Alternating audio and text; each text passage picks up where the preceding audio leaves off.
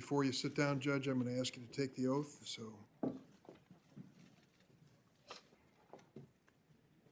Ready? Please raise your right hand.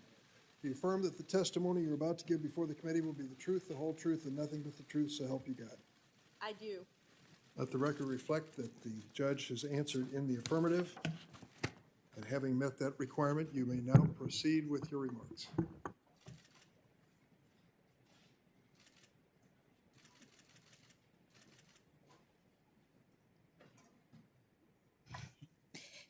Chairman Durbin, Ranking Member Grassley, and distinguished members of the Judiciary Committee, thank you for convening this hearing and for considering my nomination as Associate Justice of the Supreme Court of the United States. I am humbled and honored to be here, and I am also truly grateful for the generous introductions that my former judicial colleague, Judge Tom Griffith, and my close friend, Professor Lisa Fairfax, have so graciously provided. I'm also very thankful for the confidence that President Biden has placed in me and for the kindness that he and the First Lady and the Vice President and the Second Gentleman have extended to me and my family. Today will be the fourth time that I've had the honor of appearing before this committee to be considered for confirmation. Over the past 3 weeks, I have also had the honor of meeting each member of this committee separately, and I've met with 45 senators in total. Your careful attention to my nomination demonstrates your dedication to the crucial role that the Senate plays in this constitutional process, and I thank you. And while I'm on the subject of gratitude, I must also pause to reaffirm my thanks to God, for it is faith that sustains me at this moment. Even prior to today, I can honestly say that my life has been blessed beyond measure. The first of my many blessings is the fact that I was born in this great nation a little over 50 years ago in September of 1970. Congress had enacted 2 Civil Rights Acts in the decade before, and like so many who had experienced lawful racial segregation firsthand, my parents, Johnny and Ellery Brown, left their hometown of Miami, Florida, and moved to Washington, D.C. to experience new freedom. When I was born here in Washington, my parents were public school teachers, and to express both pride in their heritage and hope for the future, they gave me an African name, Ketanji Onyeka, which they were told means lovely one. My parents taught me that unlike the many barriers that they had had to face growing up, my path was clearer, so that if I worked hard and I believed in myself in America, I could do anything or be anything I wanted to be.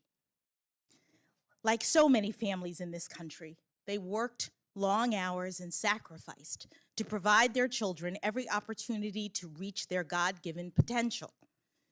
My parents have been married for almost 54 years, and they're here with me today. I cannot possibly thank them enough for everything they've done for me. I love you, Mom and Dad. My father, in particular, bears responsibility for my interest in the law. When I was 4, we moved back to Miami so that he could be a full-time law student, and we lived on the campus of the University of Miami Law School. During those years, my mother pulled double duty, working as the sole breadwinner of our family while also guiding and inspiring 4-year-old me.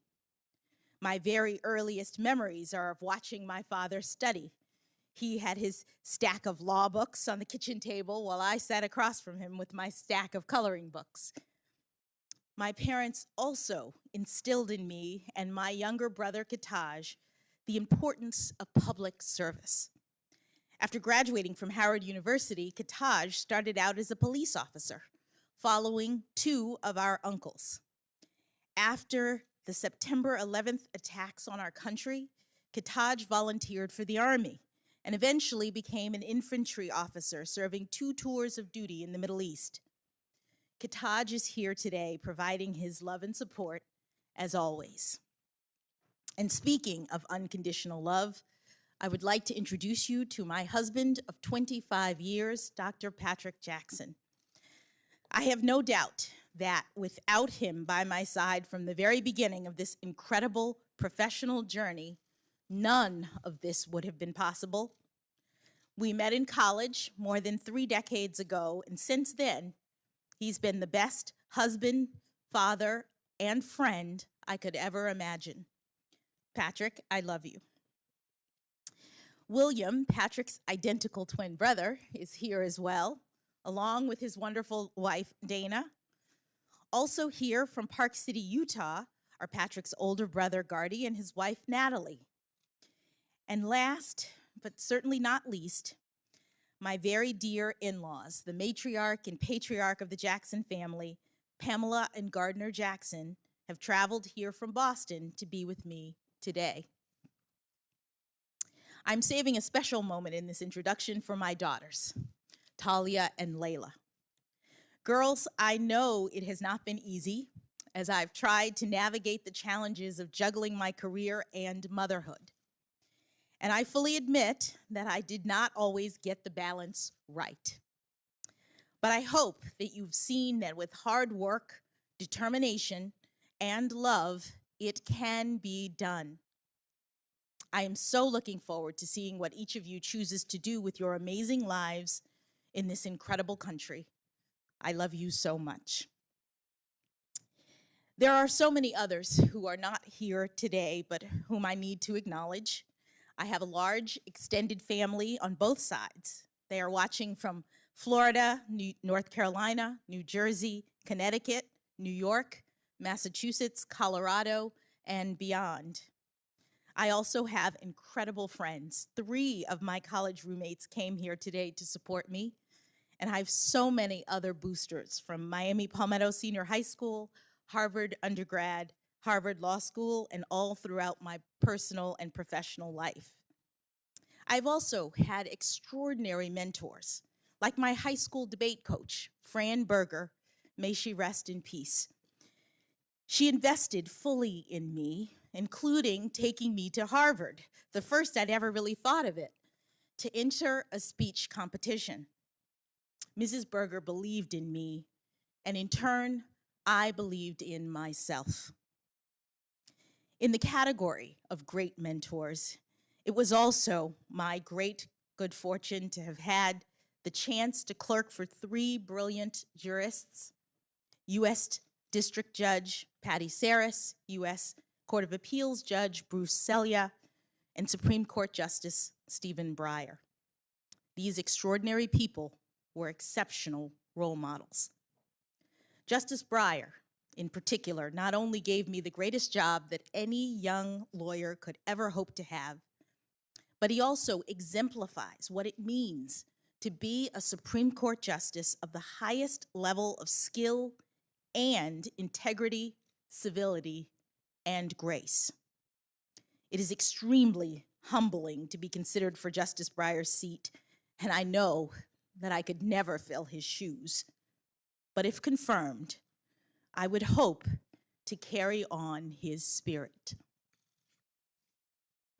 On the day of his Supreme Court nomination, Justice Breyer said, quote, "What is law supposed to do, seen as a whole? It is supposed to allow all people, to live together in a society where they have so many different views, so many different needs, to live together in a way that is more harmonious, that is better, so that they can work productively together."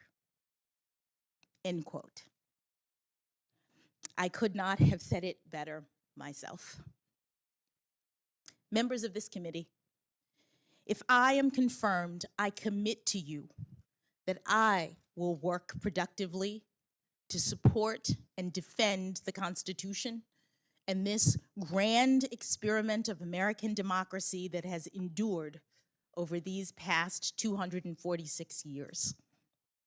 I have been a judge for nearly a decade now, and I take that responsibility and my duty to be independent very seriously. I decide cases from a neutral posture. I evaluate the facts, and I interpret and apply the law to the facts of the case before me without fear or favor, consistent with my judicial oath. I know that my role as a judge is a limited one, that the Constitution empowers me only to decide cases and controversies that are properly presented.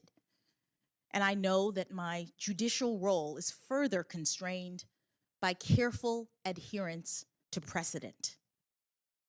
Now, in preparing for these hearings, you may have read some of my more than 570 written decisions, and you may have also noticed that my opinions tend to be on the long side. That is because I also believe in transparency, that people should know precisely what I think and the basis for my decision. And all of my professional experiences, including my work as a public defender and as a trial judge, have instilled in me the importance of having each litigant know that the judge in their case has heard them, whether or not their arguments prevail in court. During this hearing, I hope that you will see how much I love our country and the Constitution and the rights that make us free. I stand on the shoulders of so many who have come before me, including Judge Constance Baker Motley, who was the first African-American woman to be appointed to the federal bench and with whom I share a birthday. And like Judge Motley, I have dedicated my career to ensuring that the words engraved on the front of the Supreme Court building, "Equal justice under law," are a reality and not just an ideal. Thank you for this historic chance to join the highest court, to work with brilliant colleagues, to inspire future generations, and to ensure liberty and justice for all. Thank you, Judge Jackson. Well, this is the end of the first day of the first 3 days, which are involving more personal, on a personal level, the senators on the Judiciary Committee. In a way, it's the easiest day because 10 minutes is merely a throat-clearing warm-up for most senators on this committee. Starting tomorrow, there'll be some serious exchange and questions of 30 minutes, and then the following day, 20 minutes for each senator to participate in this. We're looking forward to this opportunity to finally really give you a fulsome opportunity to respond to many of the things that you've heard and to answer direct questions. Members have until Thursday at 5 p.m. to submit questions for the record. We're going to reconvene tomorrow morning at 9 a.m. to begin the 30-minute rounds of questions. We thank all the participants and members of our audience for keeping this dignified, respectful, and civilized, and we hope to continue that tradition tomorrow. The committee stands adjourned.